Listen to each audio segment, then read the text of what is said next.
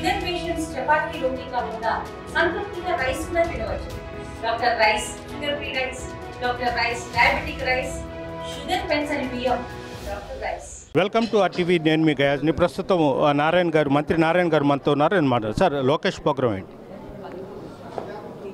ఏదైతే VR high school యాక్చువల్గా ఎలక్షన్స్కి ముందు నేను రీఓపెన్ చేస్తానని చెప్పా. ఇది 1879లో స్థాపించిన స్కూలు. ఈ స్కూల్ని మూసేశారు గత ప్రభుత్వం.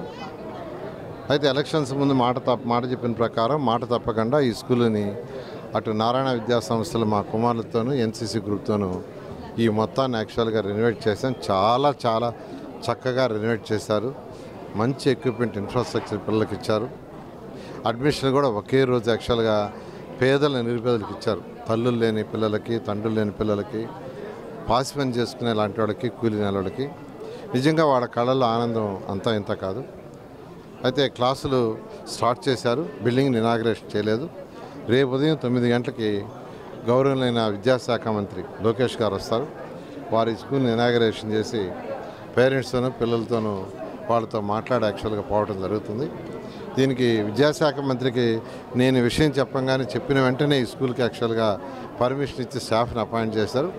వారికి విద్యార్థుల తరఫున, తల్లిదండ్రుల తరఫున, నెల్లూరు ప్రజల తరఫున విద్యాశాఖ మంత్రి ప్రత్యేక ధన్యవాదాలు తెలియజేస్తాం. ఒకటి అంటే భిక్షాటం చేసే పిల్లలు కూడా వచ్చి ఈ స్కూల్లో మేము చదువుకుంటాము అని రావడము, అంటే దీన్ని బట్టి చూసుకుంటే మీరు ఈ స్కూల్ని డెవలప్ చేయడము, కార్పొరేట్ స్కూళ్ళకు ధీటుగా చేయడం మొత్తం చూస్తే ఆల్ పార్టీస్, వైసీపీ కానీ, బీజేపీ కానీ, టీడీపీ మొత్తం అభినందిస్తున్నారు మీకు. అంటే నిరుపేదలకి ఏ స్థాయి గల వాళ్ళకి ఈ స్కూల్లో అవకాశం కల్పిస్తుంది? అంటే యాక్చువల్గా కొంతమంది పిల్లలు బస్టాండ్లలో అడుక్కుంటున్నారండి. అది కరెక్ట్ కాదు. దానికి విద్యాశాఖ మంత్రి కూడా వాళ్ళని ఐడెంటిఫై చేసి ఎడ్యుకేషన్ ఇవ్వని యాక్చువల్గా ఆదేశించారు. దాంతో ఇప్పుడే జిల్లా జాయింట్ కలెక్టర్కి, మున్సిపల్ కమిషనర్కి, లేబర్ కమిషనర్ గారికి సంబంధించి వాళ్ళందరికీ కూడా యాక్చువల్గా ఇన్స్ట్రక్షన్ ఇచ్చాము. సాయంకాలం 6 గంటలకల్లా ఆ పిల్లలు ఆత్మకూరు బస్టాండ్లో కానీ లేదా మన ఆర్టీసీ వచ్చి ఉన్నారు. ఒక పిల్లోని తీసుకొచ్చాము. యాక్చువల్గా తీసుకొచ్చారు. వాడే చెప్పాడు, 4 ఉండారు వెంకటేశ్వరపురంలో నాతోటేనని. ఇంకా ఎవరైనా ఉంటే వాళ్ళందరినీ కూడా ఐడెంటిఫై చేసి 6 గంటలకు తీసుకొస్తే వాళ్ళకి స్కూల్లో అడ్మిషన్ ఇస్తాం. వాళ్ళకి తల్లిదండ్రులు వాళ్ళు ఉంటే ఇంటి నుంచి వస్తారు. లేదు అంటే యాక్చువల్గా వాళ్ళందరికీ వెంకటేశ్వరపురంలో టిట్కో హౌసెస్లో అకామిడేషన్ ఏర్పాటు చేసి ఒక ఎల్డర్ పర్సన్ లేడీని కూడా యాక్చువల్గా ఒక 55 ఇయర్స్ దాటిన ఒక లేడీని యాక్చువల్గా వాళ్ళకి సేఫ్ గార్డ్కి పెట్టి వాళ్ళకి కావాల్సిన ఇతర వసతులు కూడా ఏర్పాటు చేయాలని యాక్చువల్గా మున్సిపల్ కమిషనర్కి జేసీ గారికి చెప్పాను. ఈవినింగ్ 6 గంటలకు ఆ పిల్లల్ని తీసుకురమ్మన్నా. ఎంతమంది ఉంటే అంతమంది. అంటే ఆ వచ్చిన పిల్లవాడు నీతో ఎంతమంది ఉన్నారంటే 4 అని చెప్పాడు. వాళ్ళందరూ ఎక్కడ ఉన్నారంటే వెంకటేశ్వరపురం అన్నారు. ఆ 4 సాయంకాలం తీసుకురమ్మన్నాను. ఇంకా కూడా ఆ 4 ద్వారా ఎవరన్నా ఉంటే వాళ్ళని కూడా తీసుకురమ్మన్నాను. అటువంటి వాళ్ళకి నెల్లూరు కార్పొరేషన్లో పిల్లలు బెగ్గర్స్గా ఉండటానికి లేదు. ఒక పాలసీగా తీసుకొని వాళ్ళందరికీ అవసరమైతే ఒక 10 మందో, 20 మందో, 30 మందో, 50 మందో వాళ్ళకి అకామిడేషన్ అరేంజ్ చేస్తాం. ఒక ఎల్డర్ పర్సన్ని టేక్ కేర్గా పెడతాం.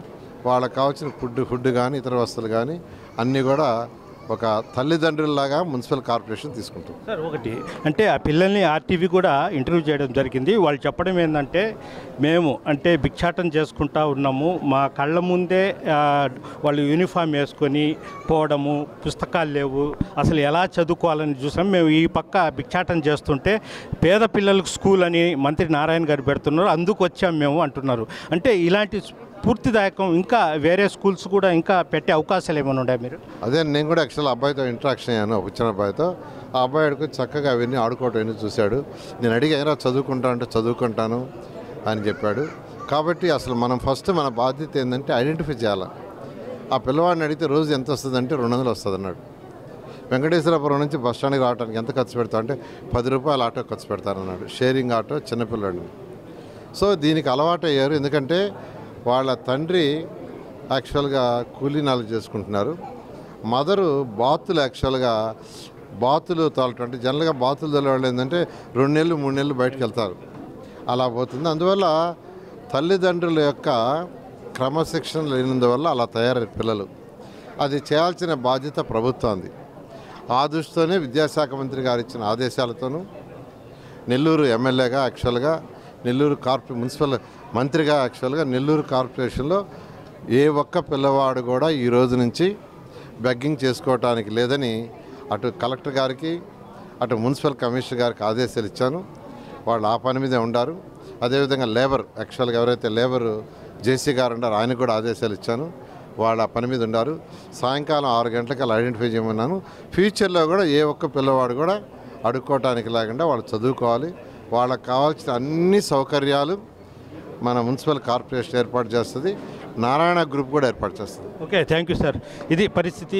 నిరుపేదల కోసము ప్రత్యేకంగా జిల్లా ఈ జడ్పీ హై స్కూల్ని కూడా ఏర్పాటు చేయడం జరిగింది.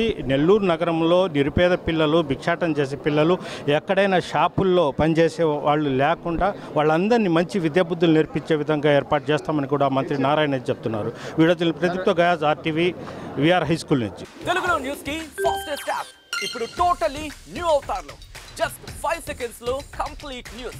సోషల్ మీడియాలో ట్రెండ్స్ కి one stop solution. Live TV app voice search option తో ఇప్పుడే డౌన్లోడ్ చేయండి లేదా అప్డేట్ అయిపోండి. యాప్ లింక్ డిస్క్రిప్షన్ లో ఉంది.